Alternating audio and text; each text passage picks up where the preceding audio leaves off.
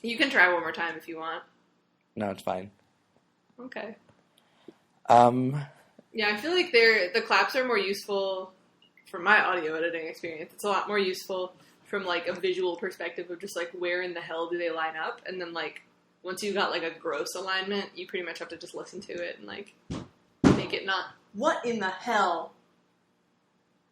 Oh, they knocked over their scratching post. I swear to God, it sounded like someone just jumped through my window in, like, hobnail boots.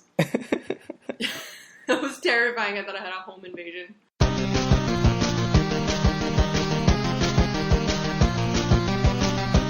Welcome to the Hamsteak Podcast. It's the podcast where we read Homestuck. I was going to do it perfectly, Lydia. You ruined it. I'm sorry. Somebody had to ruin it. I was going to do it that time. I thought that you were leaving me an opening to jump in. Welcome to the Hamsteak Podcast where I can't do anything right. And I haven't read Homestuck before. And I'm Lydia, and I... super have. Saying that I super have. My feelings about that statement vary week to week. You want to just redo that? No. Oh. No, we're off our game. And we should be transparent about that. Okay. Yeah, hey, what's up? It's the shitty time of year. It's the shitty bad time. Hop aboard the bad times train. This is oh, damn. You know what? I think it might be just about exactly a year since we started this thing. That's what I was thinking about. Yeah. Let me check. Okay. You can fill in while I'll just keep talking. Yeah, we're both super busy right now. Lydia got some cats. I am in hell.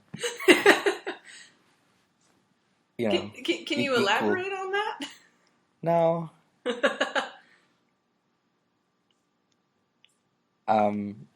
But and yeah, I feel like we haven't recorded in a month. I know, and we recorded last week, didn't we? No, we didn't. Oh, right, we skipped that weekend. Yeah, we've sort of gotten to the pace of busy where we're lucky if we can do every 2 weeks. Yeah, we're just... Which we're sorry about. It's gonna... Yeah. It gets better. It does. It does! I mean, like, this is how it was last year. Hamiversary? Oh, I think we've actually passed it. I'm trying to remember... Let me check the exact date that we posted our first one. hamsteakpodcast.libsyn.com. I actually have, I think, the previous episode marked as our Hamiversary, but... Oh no, it's actually, excuse me, it's next episode, but it was the one originally slated to come out this week on account of we have missed a bunch on account of it just keeps happening. Just like if you follow me on Twitter, like you know. Like it just keeps happening. Yeah. Oh my god. So we are 3 days shy of a year doing this fucking thing. Jesus. I know. I can't believe we keep remembering to do it. Like, I mean, I know there's certain weeks when we don't release episodes, but every week there's this if there's no episode, there's a very sad, guilty text message exchange between Alex and I. It's just do you have any good times to do this? Because I don't think I really have any good times to do this. Can we maybe put one until next week? I don't really know. I feel really bad, but yeah, that's it.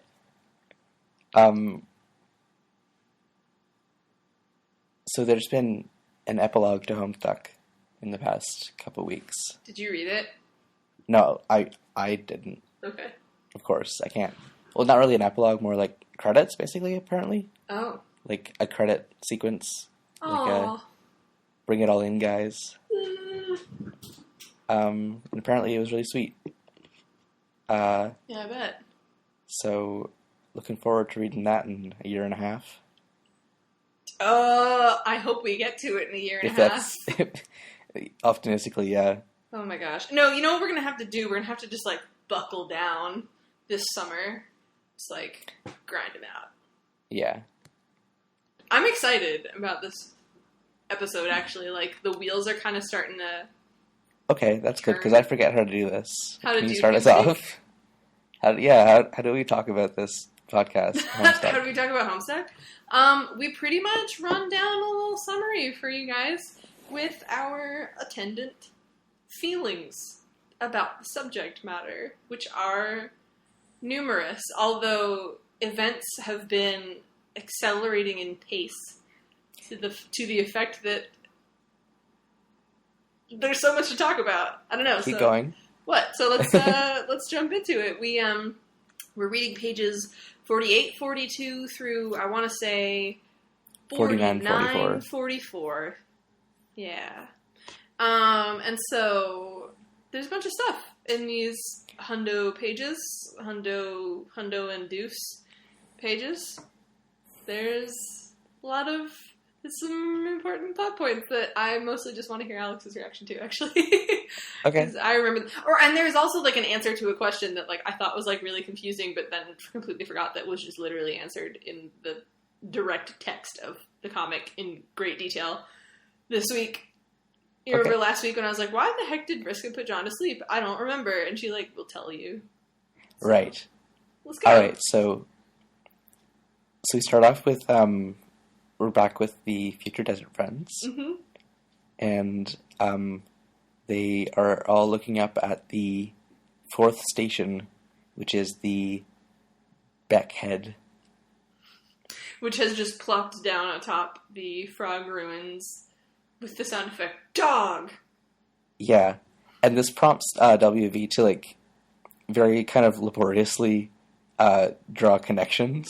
He looks down at the pumpkin that has like a back head outline on it, and he's like, wait a second, like, let me think really hard about this. Oh, those are the same thing. He and means then, well, but this is the same guy who like ate a delicious chunk of uranium. He's a simple lad. He's also like an NPC designed to do one thing. He's trying his best. So that prompts him to make another connection, which is a memory of the boy he saw on the battlefield when he got his ring, and the boy on the monitors in his station. And he realizes that John equals John, as he put in the notes. John double equals, showing strict equality as opposed to less than equals or an assignment operator. Because I've been... John... Code? It's a code joke. Do you get it? I get... Yeah. It's code. John is the windy one, he says. The windy boy. And then he goes through a little recap. He sees John's dream self floating over him, and he thinks to himself, this is, past WV, and he's thinking, he's definitely a thief, or at least an apprentice of a master thief. Right. Which is, I thought it was just like a throwaway gag, but that turns out to be like the theme of this reading. Yep. I do think that's very elegant. Yeah. And this is just after he found like the royal ring. So he's protective of it. And then this stranger disappears into thin air because John wakes up. And he is still in the middle of the ocean. Which is on fire. Because it's an oil ocean. An oil shin. And then we zoom out again, and he's back on WV's screen, which is just kind of like this entire sequence is a loop. It's a loop? Oh, yes, it is a loop. Don't you love it? Ham steak, am I right? Homestuck. Ham steak, yeah, that's what I said. So WV starts typing again, talking to John, and he brushes up on his human etiquette, which is really funny dialogue. A lot of kind sir, and yeah, good boy, John.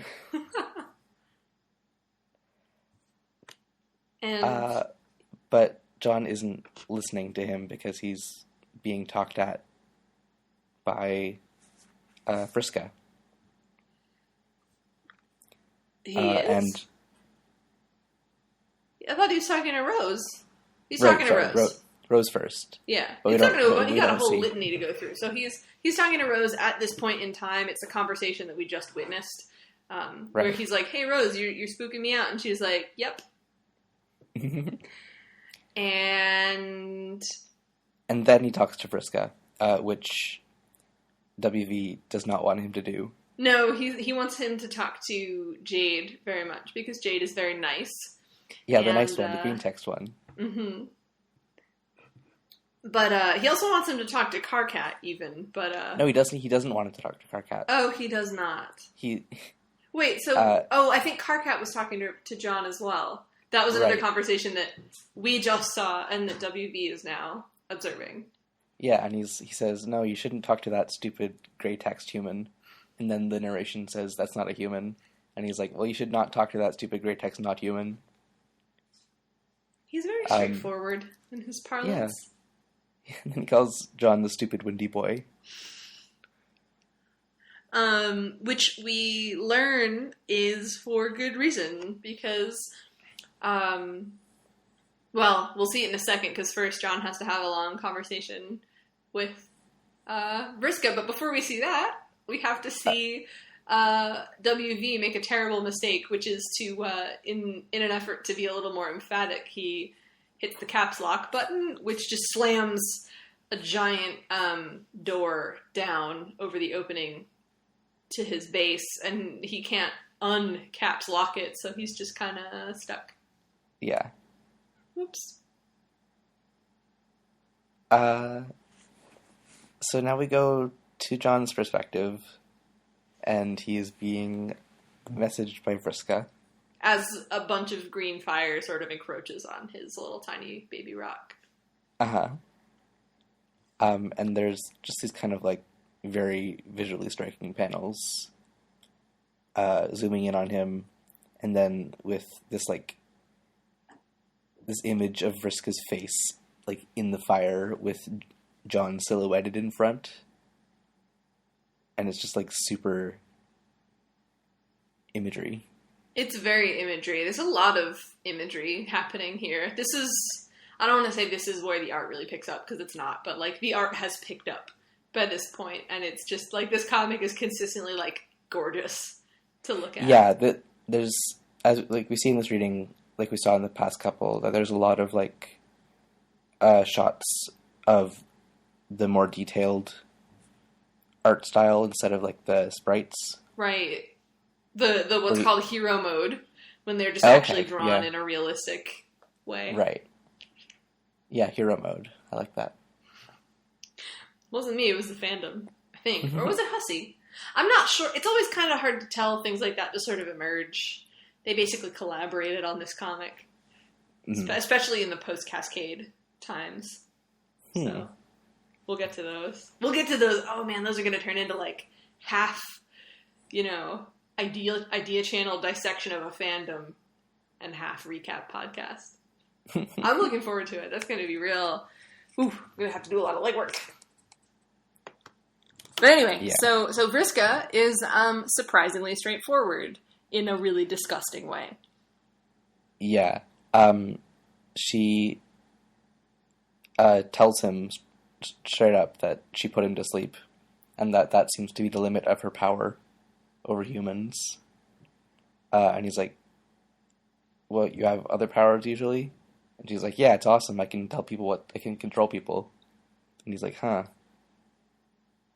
He does not love that. And then she just straight up tells him, like, she's like, "Why would you put me to sleep at such a difficult time?" And she's like, "Yeah, I mean, I want you to be a hero, and I want to be responsible for it, so I have to take away all of your advantages first. So then..." Yeah, I have to challenge you so that you'll become the great hero.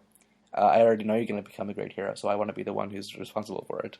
Yeah, doesn't this sound... So it's sort of like a mirror image of how she used to talk to Tavros, where instead of, you're worthless and I have to make something of you, it's, you're going to achieve greatness and I have to be the one that gets you there. And it's like still really repulsive, and John sort of finds himself strung along, which, on first glance, kind of seems naive, but then when you really think about, like, when you're in situations like that, you kind of don't immediately turn on people, like, ever. You know what I mean? Like, Yeah, I think he makes his discomfort really clear. right. Like, I mean, first of all, he's like, well, that was kind of, you made a big mistake because you put me to sleep right as I was gonna, like, prototype the kernel with, like, a useless blue doll, and instead Beck got prototyped. And she's like, yeah, I know. And she's like, well, Nick, he's already here, is basically what she says. Oh yeah, she has him. She wants him to repeat it like a mantra. He's already here. He's already here. Which, who have we heard that terminology used for a whole bunch? The demon. Yeah. Right. But she's like, there's no way to stop the outcome of your game, so I might as well be the one who's responsible for it, because Right. I want to be the one who kills. Because I will be the one who kills Jack. Yeah, and so she makes these two big claims, which is, one is that I want to be the one who creates Jack because I'm going to be the one who kills him, and I had to make everything that just happened happen, because if it didn't, like, I saw that already in Trollian, right? She watched the whole thing unfold before she instigated it, and her logic, which, like, this is sort of the whole, like, you're going to be a hero and I have to make you that hero by taking everything away from you first, is just abuser talk. But the whole, it already happened, so I had to make sure it would happen so that we didn't splinter off the timeline and doom ourselves, is pretty sound logic. I mean, she's operating in an information vacuum out of megalomania, but, like, it's essentially what Dave's doing, too. Yeah, it's also the opposite of what Aradia is doing, which is trying to extricate herself entirely from any choice. Right. I thought you were about to say, like, that Aradia is actually trying to, like, reverse it, and I was being like, that's not true, but you're right, Yeah. she's not. She knows it's inevitable, and so she just wants to remove herself from it, if that's Right. possible. Like, you And can't escape by acting, but you can try to escape by inaction. Right, and so, but the thing is that they're both doing what they were going to do. Uh-huh. Because time. Because time, this being paradox space, and it's really, I don't know, it's kind of cool to watch all of these people flailing about trying to negotiate free will. Yeah, and it's just like, what really struck me about this was that it's really telling about Vriska's character, that she wants to be the one who orchestrates things that she already knows are going to happen. So it's this kind of, like, very safe way of making herself feel important. Ooh. Like, she's not taking a risk at all. She's just, like, putting herself on the throne after the entire castle is empty or something. Yeah, basically. Yeah. Oh, man. That is really true. I think that's interesting, because you're right. She plays it very safe, I guess, and in ways that feel very dramatic, because she has, like, mind control powers and stuff, but she plays it very safe. Part of that is, like, her confidence, which is, like, very High. surface level. Yeah. It's sort of all-encompassing. Yeah, but it's just, like... Not thoroughly considered. Not thoroughly considered is a good way to put it. Yeah, John, I think it's John, straight up calls it hubris. No. Somebody calls somebody out on their hubris, right? Probably. What John says to Vriska about this plan to kill Jack is, that is the dumbest thing I've ever heard. He calls her cocky and nefarious. Yeah, which, like, that's a sick and incisive burn. Yeah, and then she, like, makes a heart at him. Mm-hmm. So, this is a great relationship.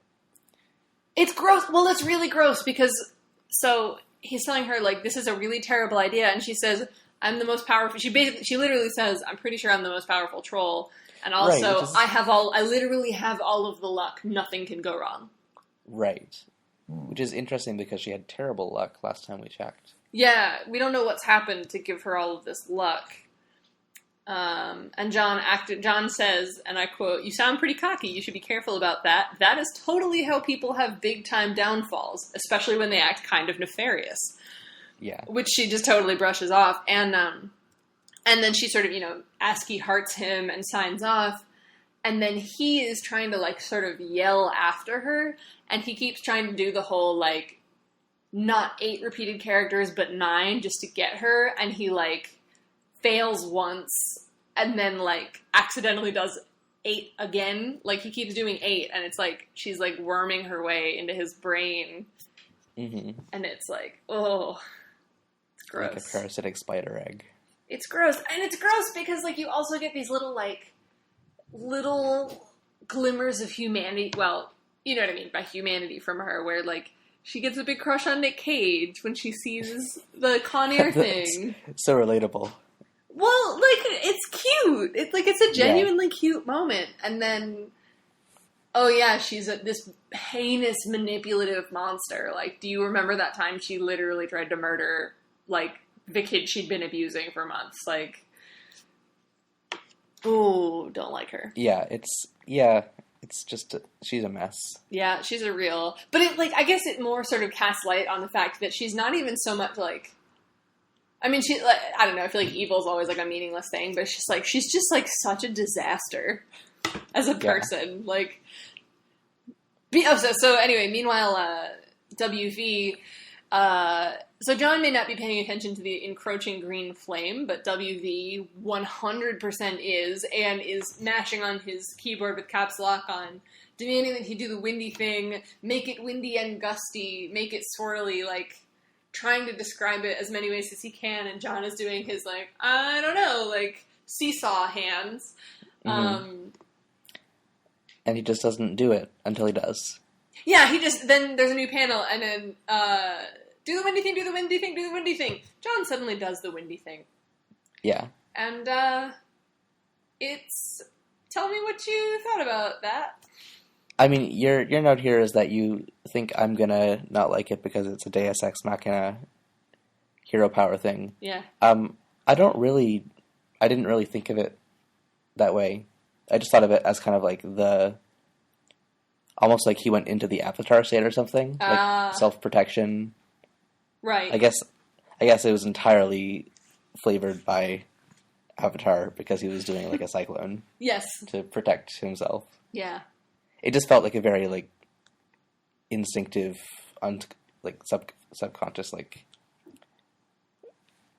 instinct taking over, and just like so. What it does is he makes this enormous cyclone that puts out the entire fire. Like on the entire planet, you watch it like blowing away clouds of smoke over the whole globe from space. It's very beautiful. Right.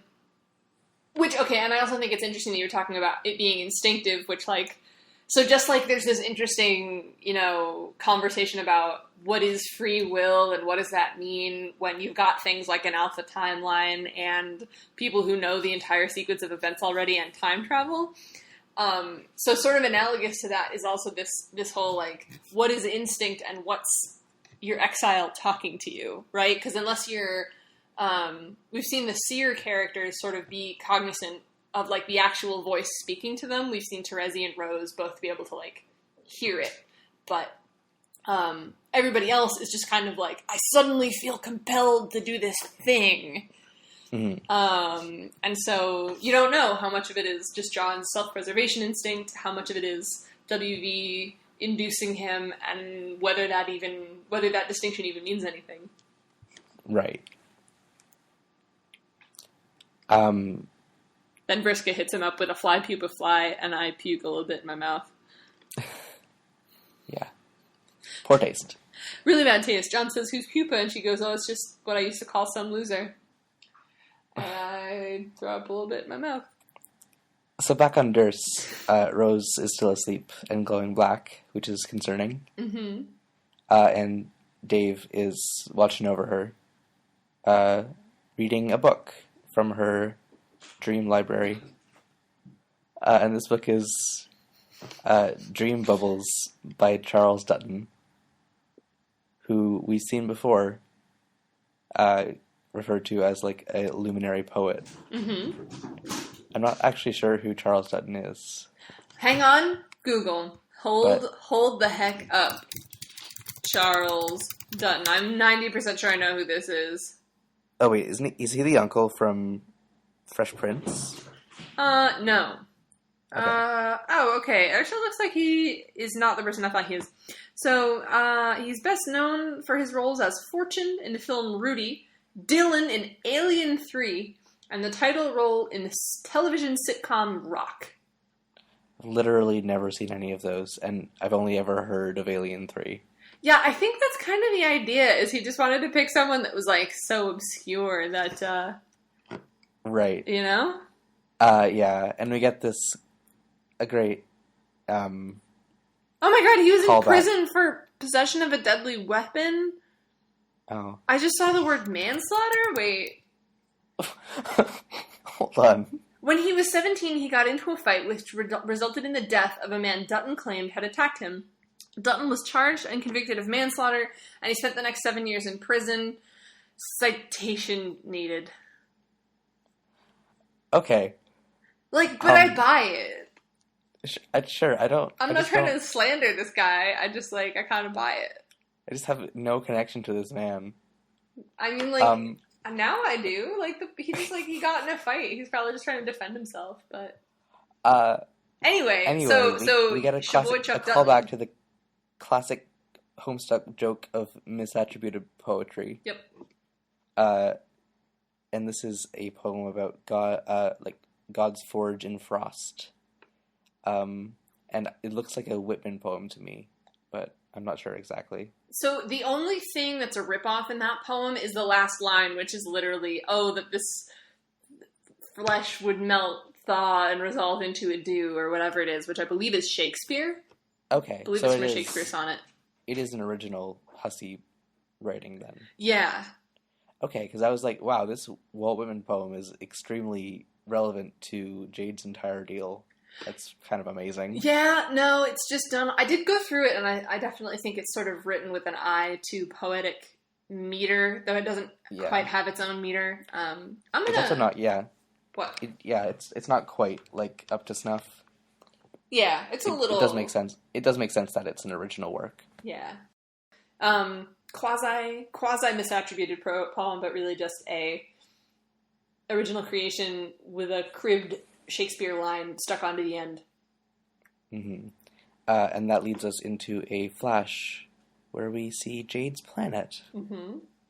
And it's the land of frost and frogs. And it's delightful. It's really beautiful. I got chills watching Yeah, there's this really, seasonal music going on. And we get these kind of panning shots of different scenes. We see that the frogs are frozen in ice. And there's snow-covered forests with blooming red flowers and purple hummingbirds. And there's Jade's house with the glass of the greenhouse shattered, and so there's snow all over her stuff. And there's Jade floating on her bed with a bit of snow on her head. You did a rhyme there. That was a good rhyme that you just did. It was good. Bed and head, the classic rhyme. You did good there. Yeah, it's a really quiet and nice flash. And frogs, huh? Frogs. Yeah, those might be important. Yeah. Oh, and so the flash is a pretty literal, like, the poem seems really cryptic, and then you check it out, and in the flash, and it's, God's forge in frost. I mean, like, well, okay, there sure is a volcano covered in snow there. Yeah. And a bunch of green stuff also covered in snow. And, the waker sleeps. Yeah, there's Jade. Yeah. She's sleeping. So it's pretty literal. And frogs, boy, those sure are, I don't know, hated by the Black Queen and the entire troll universe. those sure are significant in some way that we don't quite know yet. Yeah, they're and kind I of wonder what will happen if these frozen frogs thaw out. Yeah. I wonder if that will be a significant event. Oh man, dude, you have no idea. Well, I have some idea. Okay. So now we get a flashback while Jade's asleep Mm-hmm. to her working on her cyborg rabbit for John when she gets a message from Pfeffery, which is really nice, except that Pfeffery uses the R slur, which is completely It's totally out of unacceptable. character, yeah. And so we've been, like, I make note of it every time it happens, but, like, we often will leave it out of the episode that it even happened, because it's kind of a bummer. It happens so many times now. Like, it's been getting more frequent. Yeah, it kind of has. I think it didn't used to be every episode, but now that we're dealing with a species that is categorically vitriolic, yeah. Now they're all bandying it around, and it's like... Even the nice one. Yeah! I'm pretty sure Pfeffery is even the one who throws around, somebody throws around autistic like it's a slur. I think it might actually be Jade later. And it's just like, have you met these characters? I think it's Dave, I think. Dave? Okay. I mean, it's just like, do you have to? Do we gotta? Yeah. Really? Anyway, so they're having what seems to be their first conversation, except that Jade remembers that she had already asked Pfeffery to not use her typing quirk, and they realize that they've already had this conversation, and they are remembering something, and then it turns out that they're in a dream and a memory brought to life by a witch. Mm-hmm. They're in a dream bubble out in the furthest ring, which is where you go when your dream self is dead. Right, except that Pfeffery is not asleep. And she's actually in the room with Jade. Mm-hmm. And then Pfeffery is dead. Yeah, we take a closer look at her, and so this mysterious, gray-skinned, very sharp-toothed girl with horns that just appeared in your bed there's nothing in her eyes. They're like blank white orbs, and she's showing you all of her pointy teeth. And she says, "Because, stupid, I'm dead," as in that's why I can be here. And isn't that just what you want to see? Yeah, but also it just like kind of drives home the point that death doesn't really mean anything to these characters. Because like every character can die 3 different times and still be around. Where are you getting the number 3 from? That was arbitrary. Okay. That was hyperbole. Okay. Well, I mean, depending on your definition of death. So then Jade wakes up. Yeah. And she gets out of bed, and she's waist deep in snow. And then smiling. there's rather blithely. And then there's an imp behind her, and it is very powerful. Mm-hmm. It's a uranium imp, and it has Beck powers. Mm-hmm. So we get another flash, in which we are aggrieving this imp and clicking on it to shoot it, and then every time we do, it teleports Jade and the bullet away. And there's a bunch of different scenes that we teleport through, including all the other planets. And the last one that we get is right beside sleeping Dave, who is woken up by this gunshot right beside his head, and looks just in time to see Jade disappear. Hang on a second. Why are you crying, baby? Why are you crying? I fed you already. You ate. Get off of my... You're just trying to spend time with me. I think what happened is they have like a couple of favorite toys, and I think like all of the favorite ones have gotten stuck under furniture, and I don't know what furniture because it happened when I was out of the house. Oh. So I'm just stuck now, and Miss Phoebe is here occupying... Phoebe. Do I sound different because she's between me and my microphone now? I don't think so. Okay. Well, Phoebes, don't walk on the keyboard, okay? Just don't do that. And then we're cool, we're kosher. Look at your little feet. Your little tiny feet. Alex says hi. You can't hear him, but he says hi. From far away, he says hello. Hello. And who's next? Oh boy. Oh, it's a convention. Guys, what do you want? You gotta. Oh my god. You gotta. If you need to go take care of them. No, they don't need anything. They're just coming to say hi. They always do this while I'm like here working. They just come and take up space. But oh, my goofus. All right, I think I can keep talking. Okay. You just either you or the cat just deleted some of my text. It was the cat. Just Control Z it. Yeah. Okay, so the important note that we got rid of is that, well, okay, so let's talk about how the bulk of this flight plays out. Across the Atlantic. There's a fight that plays out. I just described it. Oh, where there's the teleporting all over the place? Yeah. Oh. So, it ends with Beck appearing and nuclear exploding the imp.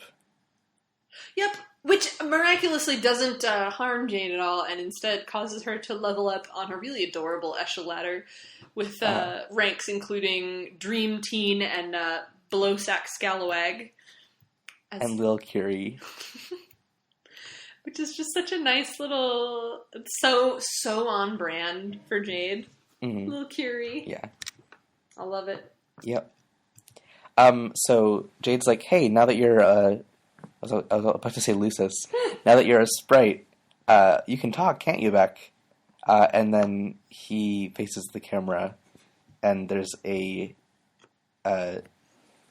chat log, and it's just a bunch of GIFs of, like, pulsating green static, and then a picture of Jade with a very, very wide eyes, not able to comprehend this, which is pretty funny. Yeah, she's basically hearing the surface of the green sun, and she's got like these big, wide, blown out eyes, and that makes sense. Yeah. Yeah, and so she just thinks to herself, "You're gonna try to keep conversations with Beck Sprite to a minimum from here on out." Yeah. And later she said, he teleports her to the foyer, which is empty now. Mm-hmm. And she's like, oh, why is this empty? Who's been a bad boy? Who's been a bad boy? Oh, wait, don't answer that. Yeah, which must be difficult for her, because she's been the only person she could really talk to out loud kind of her whole life. Yeah. Then, watching all of this sort of go down through the terminal is PM. Right. Who tries to talk to Jade and says, don't I know you? You look really familiar. And Jade's sort of shaking her head, and the narration warns PM that you might not want to keep talking to this person, but Beck has already caught on. He's kind of unhappy that PM is meddling, and her terminal catches on with, like, crackling yellow electricity and then just blows up. The entire side of her station just blows out. Right, and this seems to be the same, like, this is in the past when she was trying to communicate with Jade, and it blew up, because it only blew up the one time. Yeah. It happens right after... Oh, we saw it blow up, but we didn't know why? No, we saw it blow up, and we knew it was because of Beck. But it seems like she was trying to talk to Jade at different points on the timeline. I think it was WV that was trying to talk to her the first time, because he had the side of his console blown out, and then, because I remember when it locked, a big wall clinked down in front of the hole. Yeah. Yeah, I guess you're right. I guess. And he wasn't trying to talk to Jade. It was something about the, Well, there was a hole in PM's station, too. Because there was a worm. Yes. Coming into it. Yep. And the mailbox flew out of it. Yeah. Anyway, that was many thousands of pages ago. Mm-hmm. Basically, PM's station blows up. I'm sorry, are my cats making very much noise right now? Yeah. Because they're doing some weird stuff. Yeah, Max is standing on... Sounds like they're pawing at the dishes. Yeah, so I've got a casserole dish wedged against my cabinet so that they can't open it. Because I'm too cheap to figure out how to properly cat-proof it. And so he's, like, standing on that casserole dish trying to figure out how to jump up to where his mom is in the windowsill. But he's too much of a weenie to do it. Oh my god. Oh my gosh. What? He's just little. Well, I mean, he's big, but he doesn't know it yet. Welcome to the Lydia's Cats podcast. No, all you need for that is to just follow me on Twitter. It's like 24/7 cat feed all the time. I've basically trained a webcam on my cats via my Twitter feed. The webcam is manually operated. Yeah. It's very, very low res. Yeah. So now we go back to PM with her mailbox crown. And she does not want to rule, but it's too late, and her name is now the Prospician Monarch, which is so sweet. It is. And WQ sees that she's struggling with her new position, and she says, you don't have to wear the crown. A queen is the sum of her decisions, not her fashion accessories. And you can surround yourself with advisors. You don't have to do this alone. And so PM thinks about it, and she takes a stamp off a letter and just puts it on WQ. She's like, "That's my insignia now. You're my advisor." It's really sweet. It's cute, and the stamp has the the sun insignia. Mm-hmm. And in that moment, the comic passes the Bugdel test, which I mean, it did probably thousands of pages ago, but but as I was reading that conversation, I was just like, passes the Bugdel test with flying colors. This is beautiful. Nice. Ladies having a conversation about something that has absolutely fuck all to do with boys or romance or anything. It's just a conversation about ruling, but it's ladies that are bug people even. That passes the Bugdel test. Yeah. God damn it. Okay, so this is when the actual foyer scene goes down. Jade goes in there, and she's like, alright, it's super empty. Why is that? JK, don't tell me, because your voice is horrifying. And she goes to her atrium. Yeah, which is also not great, seeing as it's covered in snow, and outdoors now. And also her alchemy stuff is smashed up, which sucks. So now Dave contacts her because he's been woken up, and it turns out he's on the snow planet as well, and he's super cold. And he's like, "Hold on, I'm gonna find somewhere warm." Yeah. And then he's like, "Oh yeah, it took me a few hours, but I found somewhere warm. Also, I have time travel powers." Which Jade just thinks is the coolest thing. Also, they have a super sweet moment where they talk about snow, and neither of them has seen snow before right now. Yeah. It's really cute. And yeah, it is. Dave is shitting on snow, and he thinks it's... He thinks lava's better. Yeah. Snow's a big chilly carpet of nobody gives a shit. Yeah. Like Old Man Winter spread around his nasty mayonnaise and turned the landscape into his personal asshole sandwich. They're really cute. They make a lot of jokes with each other. Dave and Jade are really, really cute. And Jade is really funny. And Jade is funny when she gets a chance to, not be freaked out or, expositioning. Right. Which I think she will increasingly get also as the comic goes on. Yeah, because, I mean, what she's kind of saying now is, oh, you guys, all have your powers, you're doing all this cool time travel stuff. Rose is apparently, being a dark mage or something. And John is now unlocking his wind powers, and I'm just getting started. And Dave's like, don't worry, you're going to get the hang of it soon. Yeah. I know, because I'm from the future. Right, he literally is from several hours in the future, which is why he is able to be Jade's server player. There's a bunch of other stuff that's going down right now that has to do with setting Jade. Basically, Jade gets a machine that allows her to do alchemy despite her stuff being destroyed. And then there's like blah, blah, blah, lots of stuff about CAPTCHA codes that honestly is not relevant. I can tell you. I don't know. I thought it was kind of interesting. Okay. Well, you run it down for us then. Well, basically, Dave just asks her to plop down a machine that scans CAPTCHA codes. Mm-hmm. And she's like, well, what's the point of that? Isn't the point of CAPTCHA codes that it's only human readable and machines can't read it? And he's like, yeah, well, there are some CAPTCHA codes that are just like too garbled for a human to read, and you need like a barcode scanner. And he thinks that the point of those is like to have items that it would be unfair to have like duplicatable in the game. Right. And actually, what he wants to do is duplicate. You said it right the first time, or at least it sounded right. It wasn't right in my mouth. Duplicate his server disk. Oh, thank you for writing your mouth wrong. You mouthed it right. But then they make a joke about like, oh, and now that there's like a bot capable CAPTCHA reader, all the robots are gonna like get a hold of a flower pot and make 1 billion copies of it or something. Yep. Like basically like, I don't know, like a Grey Goo joke or something. A hoo-ha? Grey Goo? Grey Goo?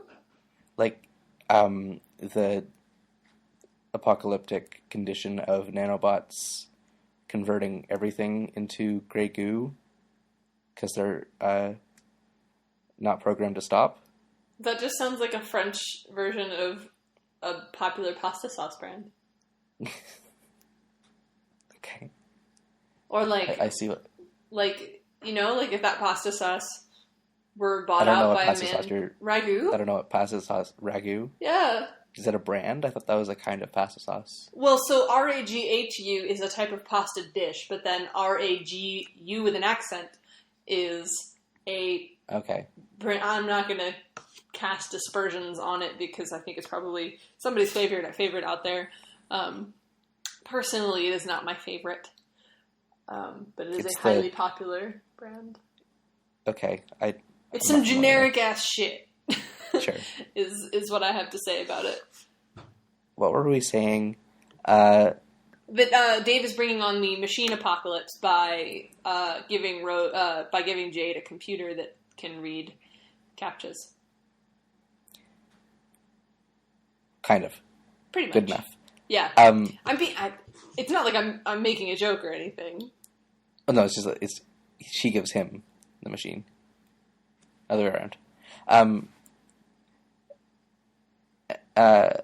What's going on? There's a autistic. Yeah, there's a joke. slur, and then Dave points out that it's totally fine in reality for him to become Rose's server player because he's future Dave. Past Dave is keeping Rose locked down. He's Rose's server player. But Dave...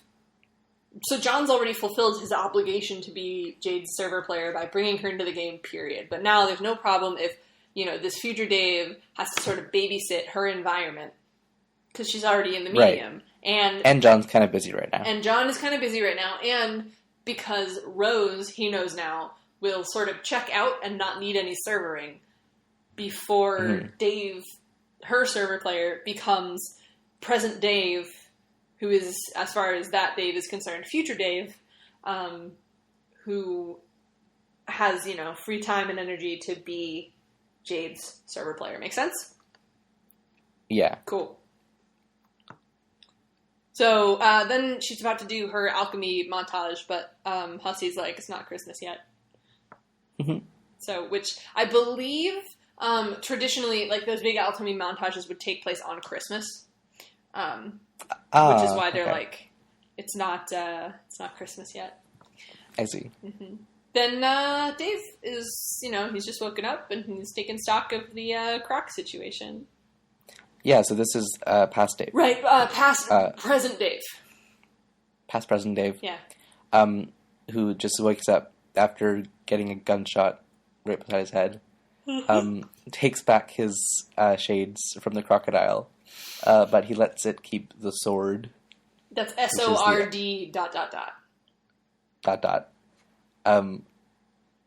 Which is the Sweet Brown Hella Jeff prototype sword that is like a JPEG artifact. It's like made of JPEG artifacts.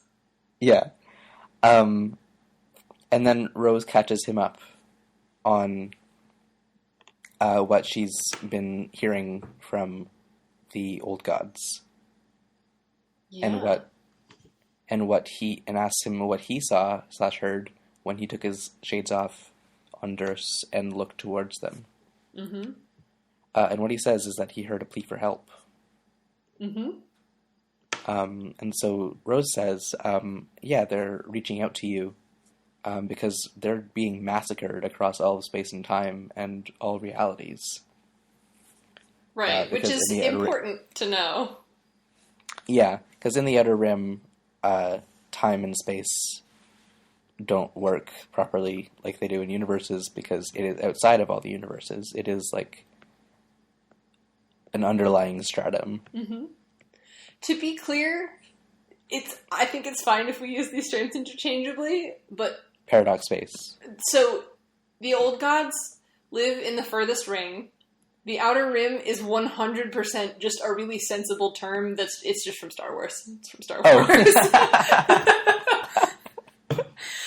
Yeah. That totally... My bad. Also, I was watching some, like, Star Wars lore videos earlier. Ooh, nice. Which is totally why that was in my head. Yeah, so, like, my one big takeaway from the Star Wars lore that I learned is I actually looked at a map of the galaxy when I was, like, just old enough to know, like, I was in, like, deep in my star phase, and I looked at the map of the Star Wars galaxy, and my dude, like, the whole, like, Outer Rim thing, they're like, oh, like, we don't really know what's going on out there, and, like, that's also, like, it's shaped exactly like the Milky Way, and FYI, heads up, the Earth is in the outer rim of the Milky Way galaxy, so it's like George Lucas's like sly little way of saying like, this could be your galaxy. We say it's far, far away, but woo! Yeah? That's silly. It like rocked my entire world when I was 8 years old. But I was still waiting for my Hogwarts letter at that age, so like... Damn, you still had a ways to go. I know. You still had years of anticipation. Yeah.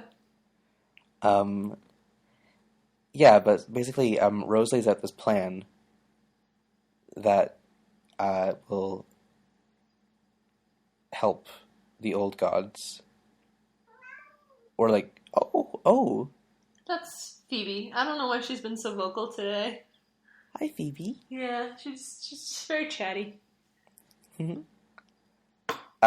So Rose lays out this plan that she's come up with the old gods and someone else, where basically Dave is going to have to talk to the old gods to plot a course through the furthest ring to get to somewhere else. Mm-hmm.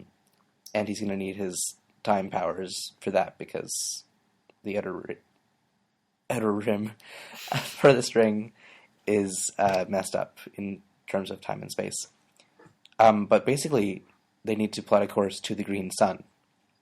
And here we're finally told that it is the power source of the first Guardians. I think that was a little spoiler that I kind of let slip. At the beginning of this episode? No, I think I might have said it a while ago, but... I didn't remember it. Okay. But I mean, there was obviously a connection. Yeah, they're the same color. Yeah. And so he asks how big a star it is. He's like, is it twice the size of the sun? Is it like Jupiter sized? And she says, it's nearly twice the mass of our universe. Which is... It big. Which is unfathomably big. Mm-hmm.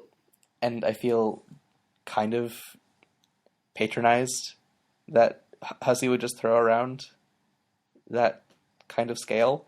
You think so?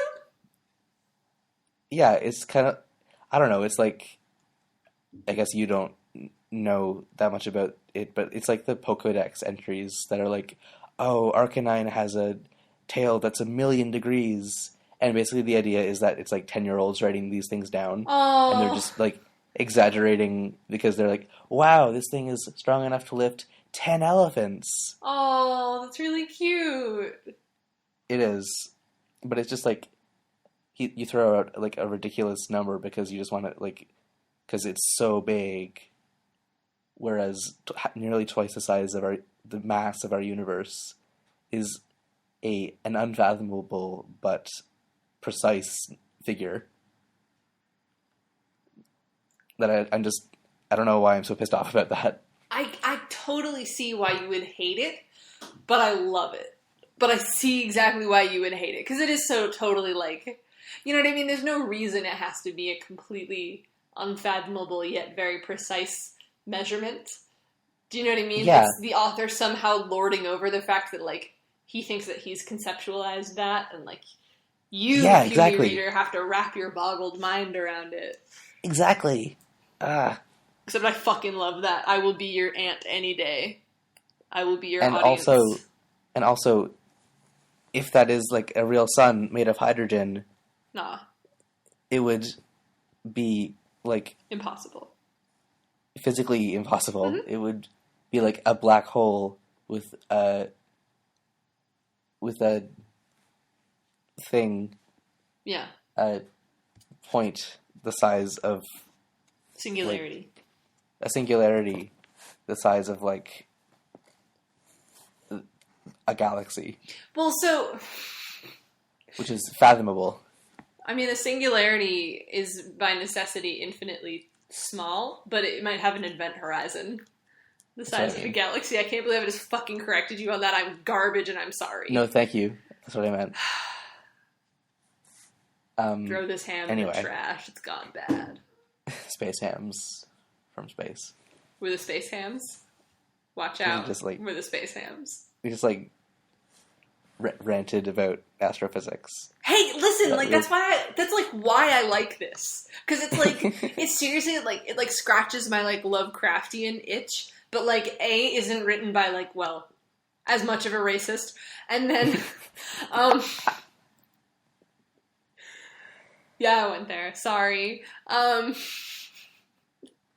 then it also like is funny. Yeah, it's fine. Oh, so yeah, so the Durst Dreamer kids want to get out to the Green Sun. Well, Rose wants to get out to the Green Sun. Well, for reasons, right? So she's going to need John to fully realize his wind powers in order to get her the tumor, which she will need before she goes out to the Green Sun. Right, and it is this thing that is growing on Skaya. Mm-hmm. And we see actually we see the fully prototype Skaya, which is this like almost like a 3D extruded spirograph, like a spirograph in 3 dimensions. Yeah, I forgot that we hadn't seen it yet. I think we have, but it's been in brief flashes. The thing is that I think we saw it as like a quote unquote globe in Doc Scratch's house. Mm-hmm. But that might have been like a different one that was like the one that would be prototyped 12 times in the Trolls universe, which I don't remember if that was a different Skaya. I don't recall. I mean, it is, there's a different instance of it every time. Right, but is it like shaped the same as this? I think so. When it's fully, okay. I think so. At least just for visual convenience, because you can't really make anything look much higher dimensional than that without just it being, you know what I mean, inscrutable to the viewer. Right. Which, I mean, don't put it past him. Yeah. But, yeah, so she says, like, we need John to get this thing off Skaya. And Dave's like, what is it? And Rose is like, don't tell John, but it's a bomb. And it is designed, I think it's designed to obliterate a null session. Mm-hmm. Right, that's one hypothesis. Rose says she doesn't really know why it's a bomb, but that's one of the hypotheses she puts forward, is that, normally in the center of Skaya, that would be where the new universe would be created, but in this case, it's a bomb. Mm-hmm. Because their session is null. Yeah. And so she says that she wants it and she needs Dave to plot a course to the Green Sun because she's going to deliver the tumor to the Green Sun and destroy it. Mm-hmm. And she says this is a suicide mission. And Dave is like, that's crazy. I'm not going to do that to you. And she's like, oh, no, don't worry. It's for my dream self. And he's like, oh, okay, they're expendable. Pretty much, yeah. Which, I mean, to be fair, Dave has to be pretty flippant about self-death because of, the consequences of his own time travel. Which doesn't necessitate his own death, but it's just a consequence he always has to think about, and it definitely has necessitated it, or, resulted in it before. Yeah. So it's... Yeah. And something else that we learn that Rose has another source. Right. Dave is like, why do you know all this? And she says, well, I have other sources. I have an informant. Yeah. Who is a man in another universe who wants to die. And Dave's like, wow, sounds really trustworthy. I trust him already. Yeah. And she's like, well, his mission is complete and he can't die because he's the first guardian. And he wants his life to end because he's done. And so he wants to, so he's, he helps me do this to get rid of our nemesis, it also kills him, which he wants. So there's really no reason to distrust him, and also I just get a feeling that he's telling the truth. Right. Which he is, omitting the critical fact that, so she doesn't name him or anything, but she drops all of the facts that triangulate him down to Doc Scratch. She's talking to Doc Scratch. Yeah. So the employer, whose identity she does not know, if you recall, is a universe-destroying, multiverse-destroying demon. Mm-hmm. Remember? The one who's already here? So it's, not super good that she's actually trying to, because Doc Scratch has to die in order for this demon to enter the world. Oh, I didn't know that. I didn't know that part. Oh, okay. Well, yeah, okay, so he wants to die because his mission is complete. Yeah, that's the whole deal. Oh, I thought he was just being existential. Oh, okay, that might have been, it might have been a spoiler, but... It's, not an important one. I don't think it's an important one. Well, it does recontextualize its entire mission, but... Yeah, fuck. It is a pretty big one, but just kind of forget. Do you want to edit that out? No. Damn it! This is what happens when you have a past reader do this fucking podcast. Fuck! I'm gonna, tell the whole ending to you guys. I can't wait until we get to the part where I haven't read it, or at least super don't remember it anymore, and then we can just be, bandying fan theories about... It's entirely possible that he said that when we met him, that he has to die for the demon to enter. Maybe. I'm pretty sure he did, because I did go back and check that. So I think he did actually... I think he did pretty much make that clear. Okay. Fuck, I'm sorry, you guys. It's okay. Yeah, it's gonna happen. It will end rather soon, in fact. Early in the new year. So. Yeah. So basically, for the end here, Rose wants Dave to go back to sleep so that he can talk to the old gods, and she suggests that he get his patron troll to trick John's patron troll into making him fall asleep. His patron troll. Patron. Yeah. To fall asleep. And he's like, what are you talking about? And she's like, oh, haven't you noticed that we kind of each have a patron troll? Mine is the cool one, John's is the manipulative one, and yours is the weird one. Mm-hmm. I believe she calls her a psychopath. Yeah. And then Dave is really defensive of Terezi, and he's like, she's really cool, and we make unparalleled shitty comics together. Whereas Rose is insinuating that there's feelings. Right. because like these interspecies relationships are kind of red. Mm-hmm. But Dave is like, Dave doesn't know who's her is, and he's like, is it the Juggalo one? And she's like, there's a Juggalo one? And he's like, yeah, see what I mean? There's way too many of them. Yeah. And then he signs off by saying, I'll be over here paving the way for your elaborate dream suicide. Hey, it's not wrong. Mm-hmm. And that's the end of that reading. Do we have any questions? No. No preguntas? No preguntas. Oh. Qué lástima. Oh. So if you want to send us a question, you can send us a question. We are hamsteakpodcast.tumblr.com.